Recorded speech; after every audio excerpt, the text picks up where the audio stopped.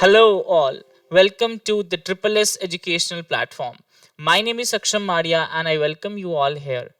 इस particular video में हम लोग बहुत ही इंपॉर्टेंट चीज़ों को डिस्कस करने वाले हैं।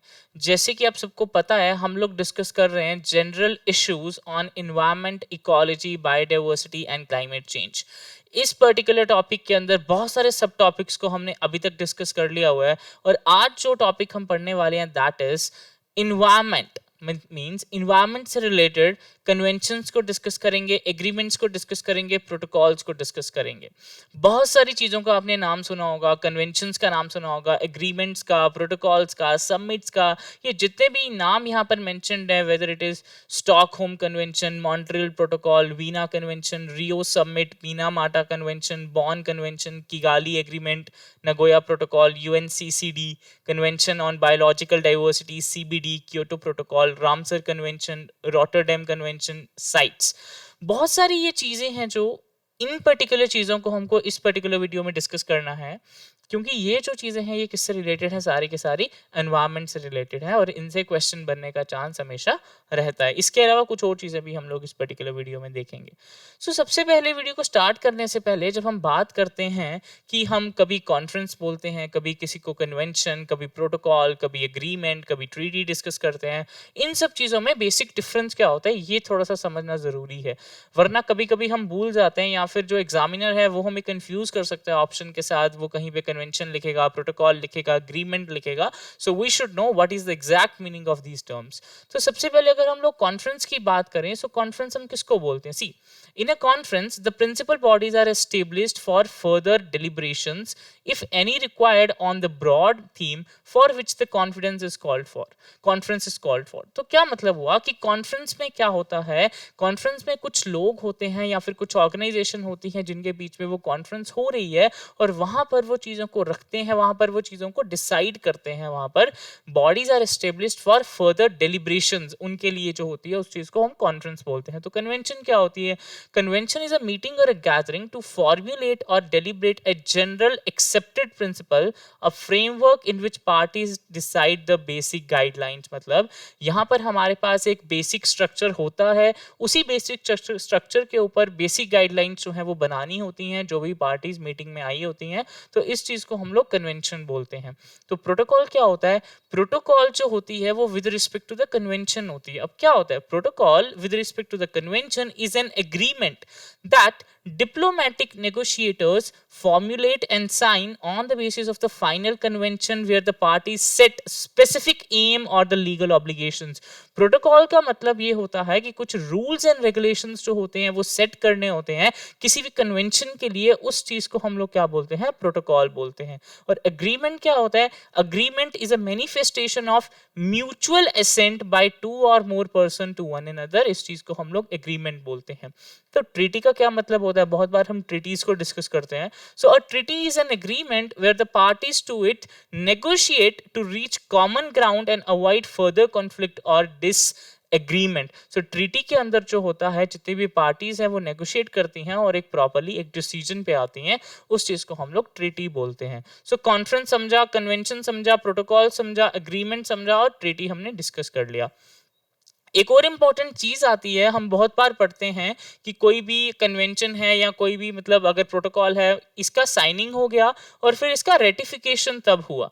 तो वो साइनिंग और रेटिफाइंग में बेसिकली क्या डिफरेंस है? सी, साइनिंग की जब हम लोग बात करते हैं, by signing a treaty a country express the intention to abide by the treaty but it is not legally bound to it. मतलब अगर किसी कंट्री ने किसी ट्रीटी को साइन किया हुआ है तो मतलब वो इंटेंशन शो कर रहा है, उसको वो चीज करनी है, वो चीज करेगा, बट वो उसके लिए लीगली बाउंड नहीं है। मतलब अगर वो ना भी करे तो चलेगा, उस पर कोई लीगली एक्शन नहीं होगा। बट अगर वो कंट्री या अगर वो स्टेट रेटिफाई कर देती है उस ट्रीटी को, then it agree to be legally bound to abide by the treaty. तो मतलब वो लीगल तौर से उसको वो चीज करनी ही करनी पड़ेगी अगर उसने रेटिफाइड कर दिया होगा उस पर्टिकुलर ट्रीटी को। So this is the difference between signing and ratifying. बहुत सारी जगहों पे हम इनको अभी डिस्कस करेंगे। ये जो हमारे पास लिस्ट है, ये हमारे पास लिस्ट है कुछ एनवायरनमेंट से related conventions, agreements, protocols and all that, उन सब की। तो इन्हीं सब चीज़ों को हमको यहाँ पे डिस्कस करना है one by one. So first of all let us start with Ramsar convention. जब हम लोग रामसर कन्वेंशन की बात करते हैं तो आपके माइंड में एक नाम आता होगा, दैट इज वेटलैंड। ये एक ऐसी कन्वेंशन है जिसमें, ऐसी कन्वेंशन थी मतलब बेसिकली जिसमें वेटलैंड्स के बारे में डिस्कस हुआ था। So the convention on wetland called the Ramsar convention is N inter governmental treaty. तो ये क्वेश्चन भी आ सकता है कि कन्वेंशन ऑन वेटलैंड जो है वो कौन सी कन्वेंशन है, और ये क्या है, एक इंटर गवर्नमेंटल ट्रीटी है, मतलब गवर्नमेंट जो होती है वो इसमें इन्वॉल्व होती हैं डिफरेंट डिफरेंट कंट्रीज की। अब इसमें the convention was adopted in the Iranian city of the Ramsar in 1971 and came into force in 1975. So ये ईरानियन सिटी है रामसर, जहाँ पे 1971 में इसको अडॉप्ट किया गया था, and it came into force in 1975 after the UNESCO, the conventions depository, received the instrument of accession from the countries. Instrument of accession मतलब जब countries ने ये बता दिया कि yes we agree कि हम इस चीज़ को करेंगे, हम इस चीज़ को अपनी कंट्री में लाएंगे और इसको, इसके रिगार्डिंग जो भी रूल्स है रेगुलेशंस हैं उनको फॉलो करेंगे, उसके बाद ही जो है ये एक्शन में आई इन 1975। रामसर जो कन्वेंशन है, अगर इसके हम लोग हेडक्वार्टर्स डिस्कस करें, सो वो कहाँ पर हैं, that is in gland, Switzerland में। सो स्विट्जरलैंड के अंदर जो है the Ramsar secretariat is based at the headquarters of IUCN, that is in gland in Switzerland. और वर्ल्ड वेटलैंड डे जो है उसको कब सेलिब्रेट करते हैं, February 2। ये चीजें हमें याद होनी चाहिए। उसके बाद अगर रीसेंट अपडेट की बात करें with respect to the Ramsar convention, तो अभी अभी गवर्नमेंट ने यहाँ पर 11 वेटलैंड्स जो हैं उनको रामसर साइट डेजिग्नेट किया हुआ है, 11 वेटलैंड्स को, जिसमें से 2 वेटलैंड्स जो हैं वो हमारे JNK के हैं, that is Haigam wetland conservation reserve and this Shallabug wetland conservation reserve. So ये दो जो हैं ये JNK से हैं, 2 ऐसे वेटलैंड जिनको रामसर साइट की कैटेगरी में ला दिया गया है। एंड अपार्ट फ्रॉम दिस ये Tampara lake, Hirakud, Ansupa, Yashwant, Chitrangudi, Suchindram, Vaduvur and this Kanjirankulam and Thane creek, ये सब जो हैं ये 11 के 11 जो हैं वो न्यूली एडेड वेटलैंड्स हैं। अब यहाँ पर इस मैप में हम लोग देख सकते हैं कि हमें दिख रहा है कि कौन सी जो यहाँ पर वेटलैंड जो है जिसको रामसर साइट बनाया है उसकी लोकेशन क्या है, और हम इजीली देख सकते हैं कि यहाँ पर जो 2 श्रीनगर के अंदर ये जो 2 वेटलैंड हैं, ये जो हाईगाम वेटलैंड कंजर्वेशन है that is in Baramulla district, और शालूबाग जो है that is in, let me just tell you, इसके बारे में थोड़ा सा मैं आपको बताता हूँ। शालूबाग वेटलैंड जो है वो कहाँ पर है, वो बेसिकली जो है वो गांदरबल में है, और ये कितने एरिया में स्प्रेड है, 16.0 स्क्वायर किलोमीटर में। और जो हाईगाम वेटलैंड है that is spread over 7.25 kilometre and it is one of the famous wetland in the Baramulla district.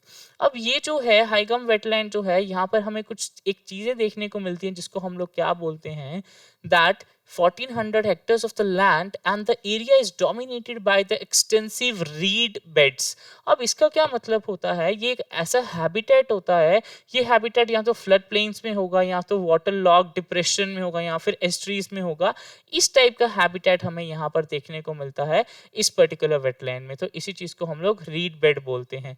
This is a picture of Haigam wetland and this is a picture of Shallabug wetland. तो ये चीज़ें हमें पता होनी चाहिए कि कौन सा वेटलैंड जो है उसकी लोकेशन क्या है।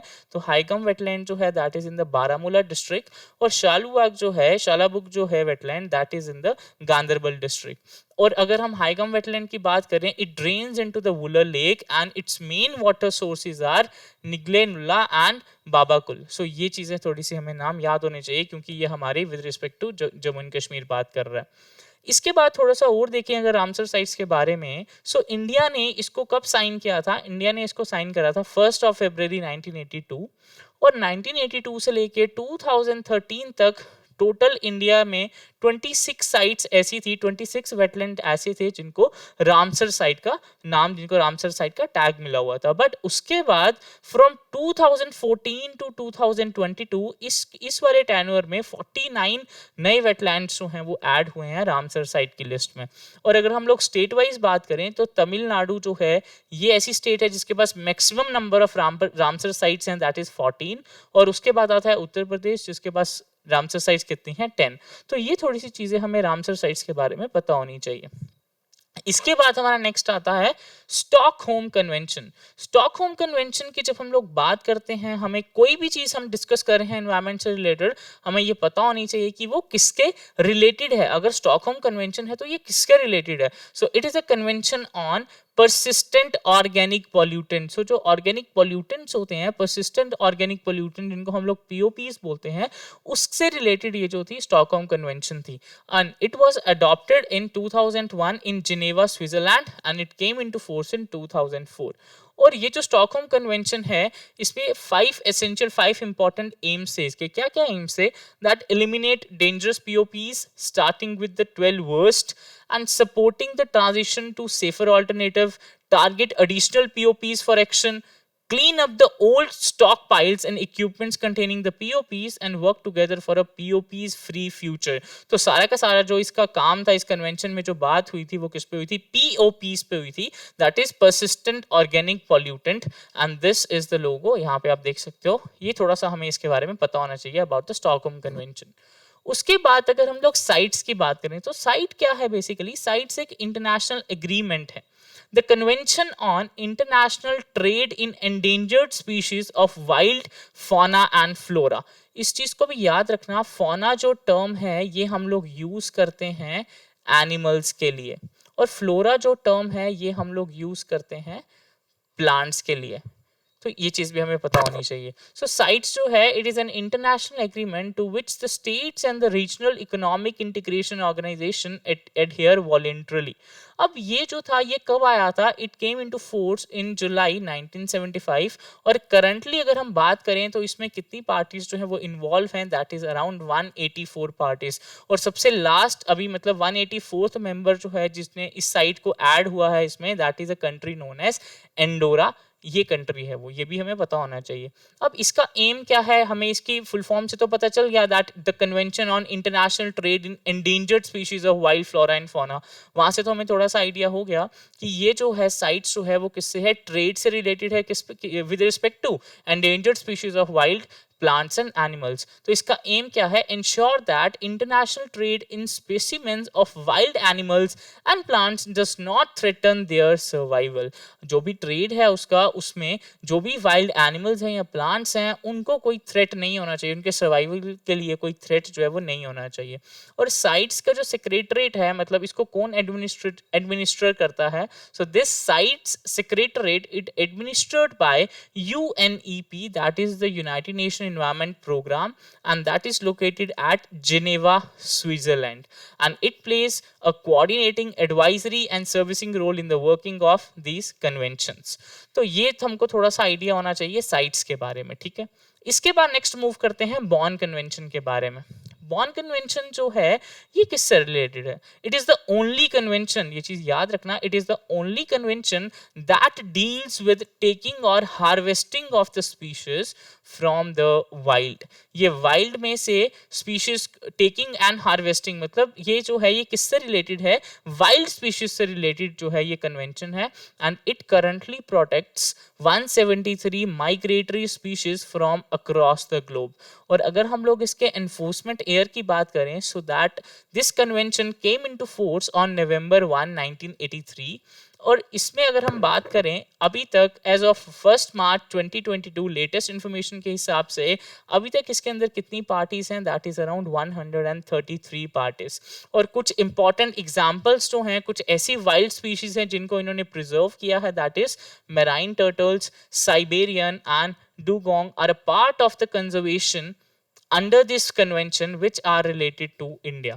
तो ये जो है बॉन कन्वेंशन के बारे में हमें थोड़ा सा आइडिया होना चाहिए कि ये कन्वेंशन जो है वो किसके रिलेटेड है? दैट टेकिंग और harvesting of the species from the wild, उससे रिलेटेड जो है हमारी बॉन कन्वेंशन है। उसके बाद आ जाता है वीना कन्वेंशन। अब वीना कन्वेंशन जो है हमें ये भी पता होना चाहिए किससे रिलेटेड है। सो वीना कन्वेंशन जो है ये ओजोन से रिलेटेड है, और इसको अडॉप्ट कब किया था? That is 22nd of March 1985 by the conference Vienna Convention for Protection of the Ozone। एक यहाँ पर कॉन्फ्रेंस हुई थी, किस नाम से? Veena convention for the protection of the ozone. और इसके अंदर किस चीज़ का डिस्कस हुआ था, इसके अंदर ओजोन लेयर की प्रोटेक्शन के बारे में डिस्कस हुआ था।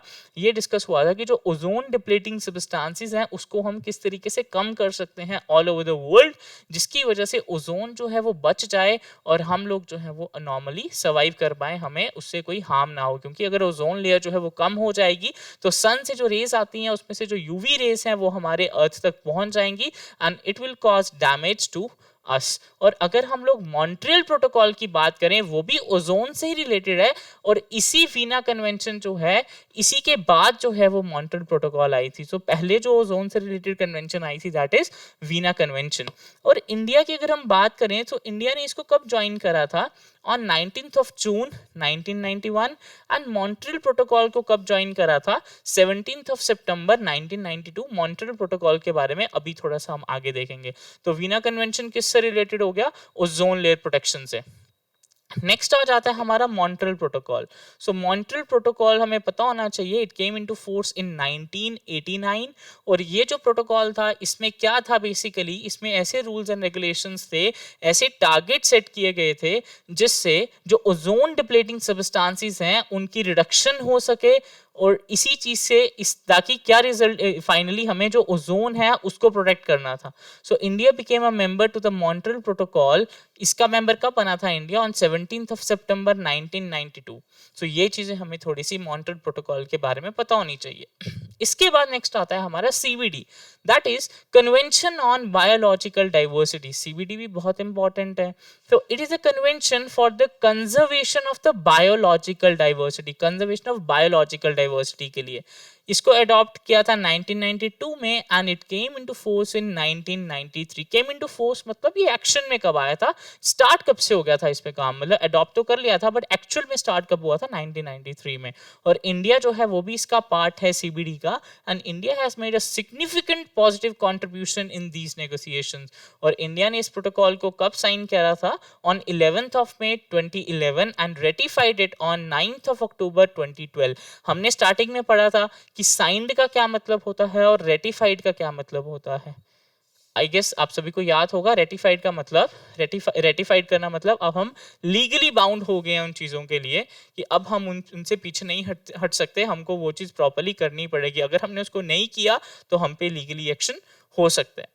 इसके बाद इंपॉर्टेंट चीज आती है that is the Kyoto protocol. Kyoto protocol जो है इसको कहाँ पे अडॉप्ट किया था, जापान की एक सिटी थी क्योटो, वहीं से इसका नाम पड़ा था क्योटो प्रोटोकॉल इन 1997।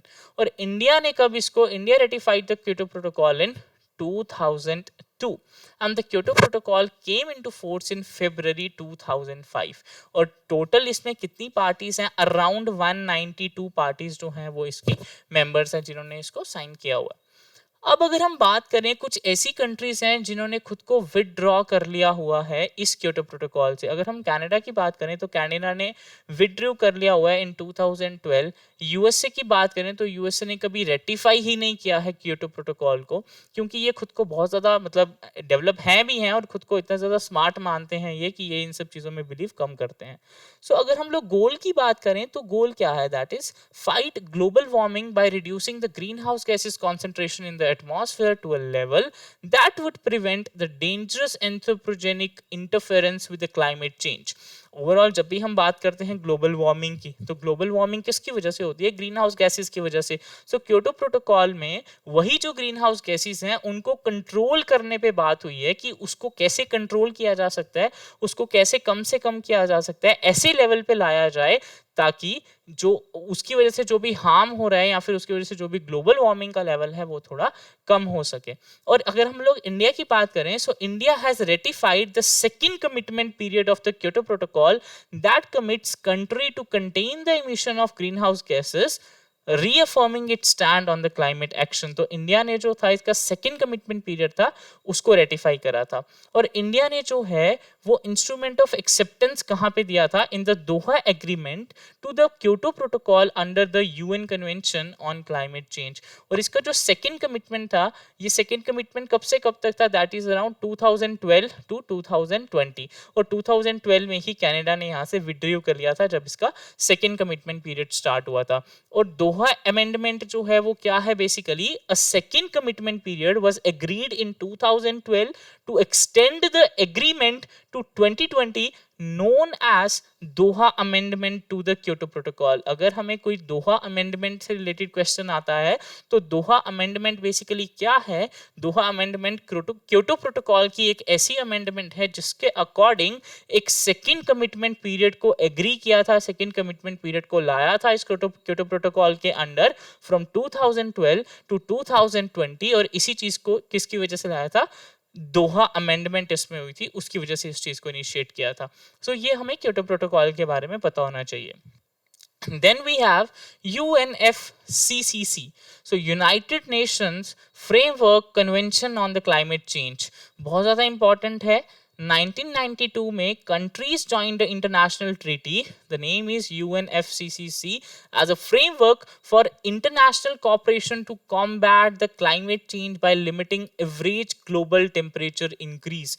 एक बहुत ज़्यादा इंपॉर्टेंट प्रॉब्लम जो है वो है ग्लोबली टेम्परेचर का जो इंक्रीज हो रहा है उससे रिलेटेड। तो ये जो UNFCCC है, ये कन्वेंशन जो है ये किससे रिलेटेड है?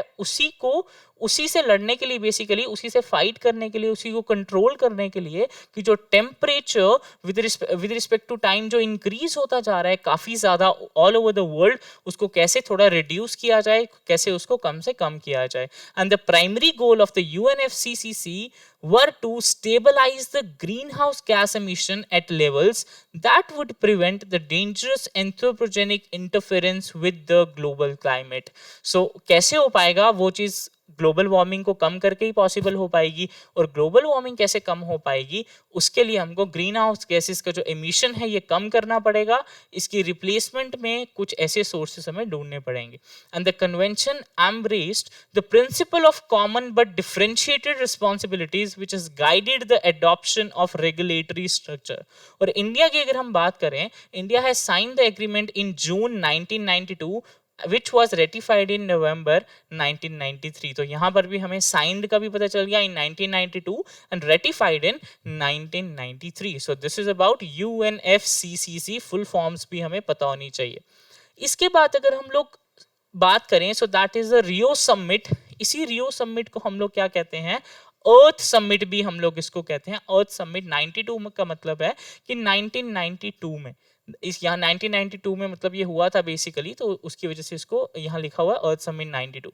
सो अगर हम लोग स्टॉकहोम डिक्लेरेशन की बात करें, जिसको हमने अभी थोड़ी देर पहले डिस्कस किया था, जो कि 1972 में हुई थी, और उसी के साथ साथ एक और डिक्लेरेशन थी that is known as the Nairobi declaration, अभी थोड़ी देर बाद डिस्कस करेंगे, जो कि 1982 में हुई थी।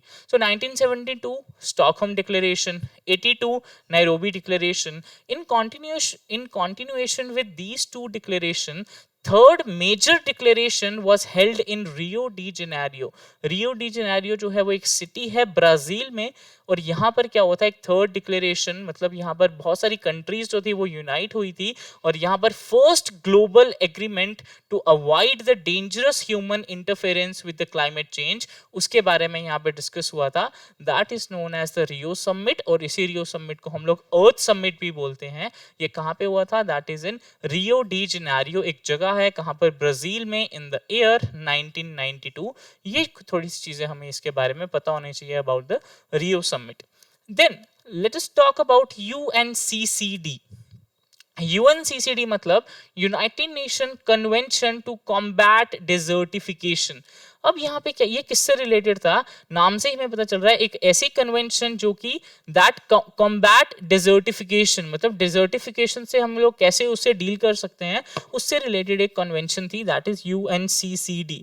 So it was adopted in 1994, came into force 1996। और कन्वेंशन का जो मेन एम था वो क्या था? tackling the desertification through national, regional and sub-regional action programs, and India hosts the network on agroforestry and soil conservation। So desertification से यही मतलब था कि हमें जो डेजर्ट हैं, हमें जो मतलब जो नॉर्मल जगहें हैं उनको डेजर्ट बनने से बचाना है, और जो ऑलरेडी डेजर्ट्स हैं वहाँ पे किस तरीके से हम उनको मेंटेन कर सकते हैं, इन सब चीज़ों से डील करने के लिए कन्वेंशन जो थी वो थी, that is known as UNCCD। और अगर हम लोग बात करें, so the ministry of environment, forest and climate change is the nodal ministry in the government of India for UNCCD. अगर UNCCD से कोई भी बात करनी होगी तो हमारी इंडिया में से जो ministry of environment forest and climate change है वो बात करेगा UNCCD से. और अगर desertification cell is the nodal point within the ministry to coordinate all the issues pertaining to convention. और इस कन्वेंशन से रिगार्डिंग या डेजर्टिफिकेशन से रिगार्डिंग अगर कोई भी बात करनी होगी तो जो डेजर्टिफिकेशन सेल है वो जो है इससे बात करेगा क्योंकि वो मिनिस्ट्री के अंडर ही आता है. सो दिस इज अबाउट UNCCD. इसके बाद बात करते हैं बेसल कन्वेंशन की. बेसल कन्वेंशन जो है ये किसके रिलेटेड था? कोई भी कन्वेंशन है पता होना चाहिए कि किसके रिलेटेड था. So it is an international treaty that was design to reduce the movement of hazardous waste between the nation and specifically to prevent the transfer of the hazardous waste from developed to less developed countries. बहुत बार क्या होता है जो बहुत ज्यादा develop countries होती हैं वो क्या करती हैं अपनी कंट्री का जितना भी जो वेस्ट होता है वो सारा वेस्ट को कलेक्ट करके और जो भी डेवलपिंग कंट्रीज होती हैं उन डेवलपिंग कंट्रीज में उसको डंप कर देती हैं और उनको कुछ पैसे दे देती हैं. अब वो जो कंट्रीज होती हैं वो मना भी नहीं कर पाते क्योंकि उन्हें पैसा भी चाहिए तो वो मतलब इन एक्सचेंज ऑफ मनी अपनी लैंड उनको किस लिए दे देते हैं जो उनका गंद होता है जो उनका वेस्ट होता है वहां का उसको डंप करने के लिए. But this is a very bad क्योंकि इसकी वजह से बहुत ज्यादा प्रॉब्लम कॉज हो सकती है with respect to the environment. और इसके अंदर हम लोग हजार्डस वेस्ट की बात तो कर रहे हैं but it does not address the movement of the radioactive waste. Radioactive waste की बात यहाँ पर नहीं हो रही है. उसके अलावा जो और हैजार्डस वेस्ट है हम उसकी बात कर रहे हैं. The convention is also intended to minimize the amount and toxicity of the waste generated to ensure their environmentally sound management and to assist the LDCs in environmentally sound management of the hazardous and other waste they generate. और इसके adoption की अगर हम बात करें so that is in 1989 और अगर came into force की बात करें so in 1992. और इंडिया की अगर हम बात करें so India ratified the convention and enacted the hazardous waste management act rules 1989 encompasses some of the basal provision related to the notification of import and export of hazardous waste, illegal traffic and liability. तो India ने भी जो है वो इसको ratify कर लिया हुआ है. That is known as the Basel convention. Basel convention किससे रिलेटेड है? That is to reduce the movement of hazardous waste जो कि कहाँ से कहाँ किया जाता है from developed countries to the developing countries. इससे रिलेटेड इसके बाद नेक्स्ट इंपॉर्टेंट आता है that is known as Cartagena protocol. Cartagena protocol जिसको हम लोग बोलते हैं. So this is the next one. अब ये जो है वो किससे रिलेटेड है? This protocol on biosafety to the convention on biological diversity is an international agreement which aims to ensure safe handling, transport and use of living modified organism that is known as the LMOs resulting from modern biotechnology that may have adverse effect on biological diversity taking also into account risk to human health. अगर हम लोग कैटागिना protocol की बात करें सो ये convention किससे related था? Biological diversity मतलब सीबीडी के अंदर ही है ये बेसिकली. और इसका मतलब इसमें किस चीज से रिलेटेड डील किया जाता है, किस चीज को हमको यहाँ पे कंट्रोल करना है? To ensure the safe handling and transport and use of LMOs that is the living modified organism resulting from modern biotechnology that may have adverse effect on biological diversity. Sciences में जो भी experiments होते हैं अगर कोई living modified organisms बनते हैं तो उनको किस तरीके से उनकी हैंडलिंग करनी है, किस तरीके से उनको ट्रांसपोर्ट करना है, कहां से कहां उनको भेजना है, इन सब चीजों से डील करने के लिए एक प्रोटोकॉल जो था वो बना था दैट इज कैटागिना प्रोटोकॉल. सो ये हमें पता चल गया कि ये किससे रिलेटेड था. Now it was adopted on 29th January 2000 and came into force on 11 September 2003. An international environmental protocol on biosafety to the Convention on Biological Diversity. तो अगर एक वर्ड में हमें बताना हो कैटागिना प्रोटोकॉल के बारे में so it is related to biosafety. So ये चीजें हमें इसके बारे में पता होनी चाहिए. Adoption पता होना चाहिए, came into force, ये बायोसेफ्टी से रिलेटेड है, ये चीजें थोड़ी सी हमें इसके बारे में पता होनी चाहिए. उसके बाद बात करते हैं UNREDD. What is this? This is United Nations Program on Reducing Emission from Deforestation and Forest Degradation. It is a collaborative program of FAO, Food and Agricultural Organization, and United Nation Development Program UNDP and UNEP. So ये UNREDD ये जो है एक collaborative program है किस किस का हमें पता होना चाहिए. FAO, UNDP एंड UNEP इन तीनों का एक कोलैबोरेटिव प्रोग्राम है that is known as UNREDD. And what is this? United nation program किससे रिलेटेड है? On reducing the emissions from deforestation and forest degradation. तो जो डिफॉरेस्टेशन होता है या फिर फॉरेस्ट का डिग्रेडेशन हो जाता है उसकी वजह से जो एमिशंस होती हैं इन सब चीजों से डील करने के लिए जो एक हमारे पास यूएन का एक प्रोग्राम है दैट इज REDD. सो ये हमें पता होना चाहिए. और इसको कब क्रिएट किया था? अराउंड 2008. ये थोड़ा सा आइडिया हो गया हमें इसके बारे में. उसके बाद देखते हैं नगोया प्रोटोकॉल. अभी थोड़ी देर पहले हमने डिफरेंट प्रोटोकॉल्स के बारे में पढ़ा, क्योटो प्रोटोकॉल के बारे में पढ़ा, मॉन्ट्रियल प्रोटोकॉल के बारे में पढ़ा.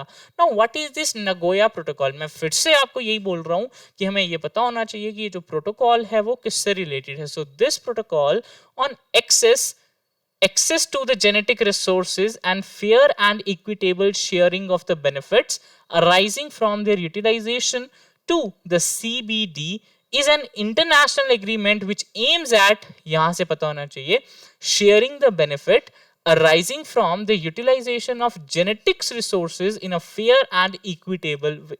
जो भी जेनेटिक सोर्सेज होते हैं उनको शेयर करना, उनके बेनिफिट्स को एक दूसरी कंट्री को बताना, इन सब चीज़ों से जो रिलेटेड जो प्रोटोकॉल है that is known as the Nagoya protocol. तो जो भी चीज़ें जब मतलब कोई भी अगर जेनेटिक कोई चीज़ हो रही है, कोई जेनेटिक कोई डिस्कवरी हो रही है या जेनेटिक चीज़ में कोई अच्छा सा कोई ऐसी चीज़ डिस्कवर हो रही है तो उस चीज़ की जो है अगर उस चीज़ को ट्रांसफ़र करना है, उसके बेनिफिट्स को बताना है तो ये सब चीज़ें किसके रिलेटेड आएंगी? नगोया प्रोटोकॉल के रिलेटेड फॉलो करनी पड़ेंगी. सो Nagoya Protocol on access and benefit sharing with respect to genetics basically.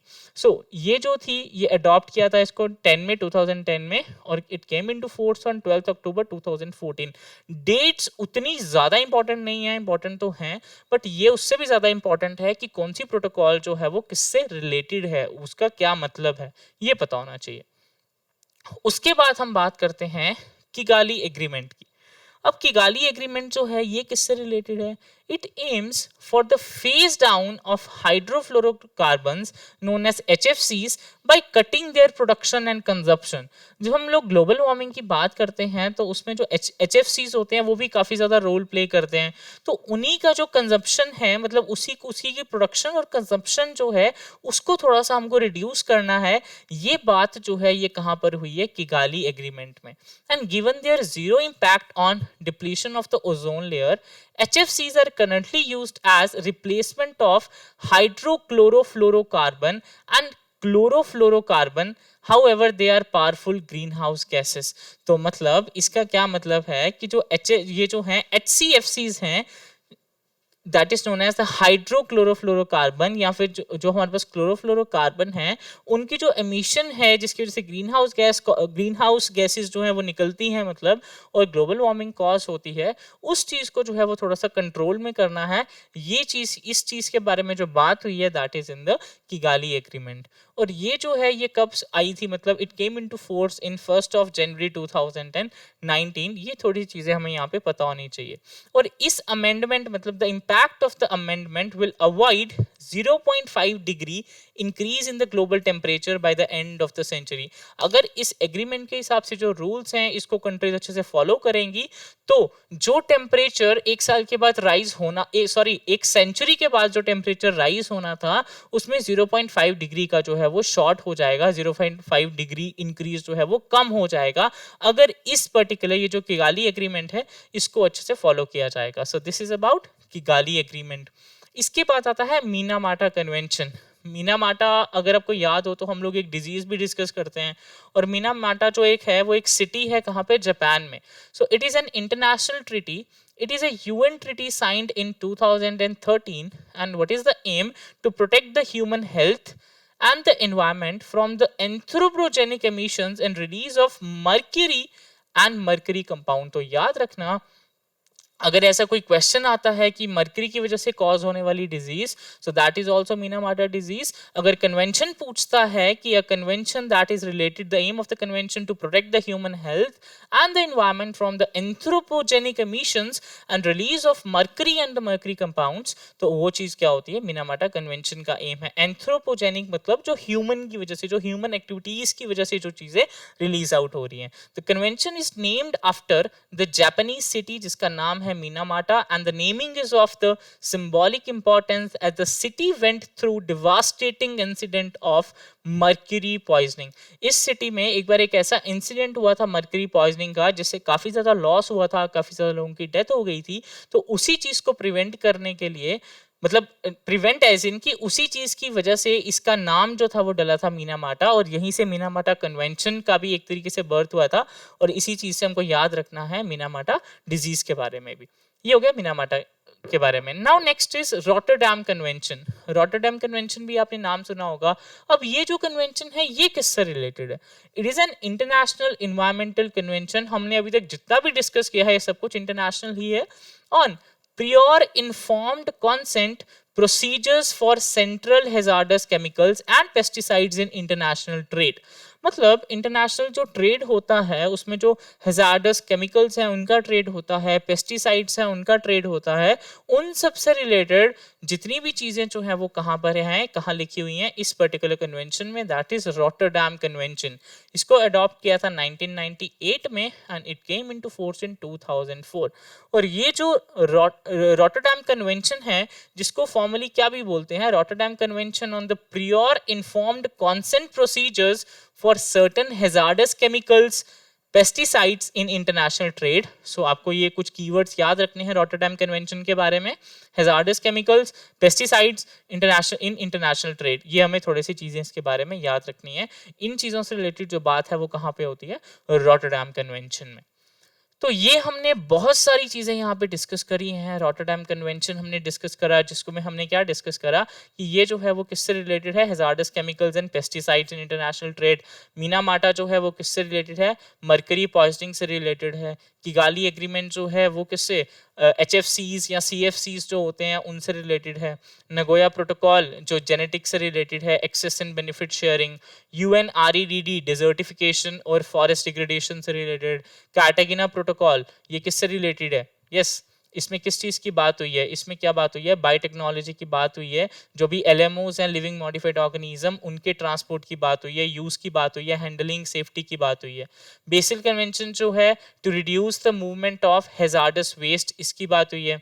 UNCCD जो है टू कॉम्बैट डिजर्टिफिकेशन, यहाँ पर इससे रिलेटेड बात है। देन रियो समिट जो है इसमें बहुत सारी कंट्रीज ने मतलब पार्टिसिपेट किया था। इसको हम लोग फर्स्ट ग्लोबल एग्रीमेंट भी बोलते हैं, to avoid dangerous human interference with the climate change. तो ये कहाँ हुई थी, रियो डी जेनेरियो, एक जगह है ब्राजील में। फिर हमने UNFCCC के बारे में भी डिस्कस किया है 1992 में। फिर क्योटो प्रोटोकॉल जो कि ग्रीन हाउस गैसेस के एमिशन को कम करने की बात करता है। फिर convention on biological diversity CBD जिसमें बायोलॉजिकल डाइवर्सिटी को कंजर्व करने की बात की जाती है। मॉन्ट्रियल प्रोटोकॉल ओजोन को कैसे बचाना है, ओजोन डिप्लीटिंग सब्सटेंसेस को कैसे कम करना है उसकी बात हो रही है। Vienna convention related to ozone ये पहले आई थी, मॉन्ट्रियल प्रोटोकॉल बाद में आई थी। देन बॉन कन्वेंशन टेकिंग और हार्वेस्टिंग ऑफ द स्पीशीज, ये पता होना चाहिए। देन साइट्स को हमने डिस्कस करा, that is an international agreement जिसमें हम क्या बात करते हैं कि जो एंडेंजर्ड स्पीशीज होती हैं, वाइल्ड एनिमल्स या वाइल्ड प्लांट्स की, उनका जो है ट्रांसपोर्ट किस तरीके से, ट्रेड किस तरीके से होगा। और लास्ट कंट्री जिसने ज्वाइन किया है साइट को, that is Andorra, 184th member. Stockholm convention थोड़ा सा देखा हमने, that is persistent organic pollutants के बारे में है। और इसके अलावा हमने वेटलैंड्स को डिस्कस किया, जो JNK में 2 न्यू वेटलैंड्स जो वेटलैंड्स हैं जो रामसर साइट्स की कैटेगरी में आ गए हैं, दैट इज हाईगाम वेटलैंड जो कि कहाँ पर है, बारामूला डिस्ट्रिक्ट में। और शालूबाग वेटलैंड जो कहाँ पर है, शालाबुग वेटलैंड सॉरी, जो कहाँ पर है, गांधरबल में। तो ये चीज़ें हमने डिस्कस करी हैं इस पर्टिकुलर वीडियो में। सो आई होप ये चीज़ें आपको समझ आई होंगी। That is for this particular video. हमारा एक टॉपिक अभी रहता है बायोडाइवर्सिटी का, उसको इसके बाद देखेंगे। So that's it, I hope चीज़ें समझ आई होंगी। Thank you so much for watching this video. So bye bye, all the best.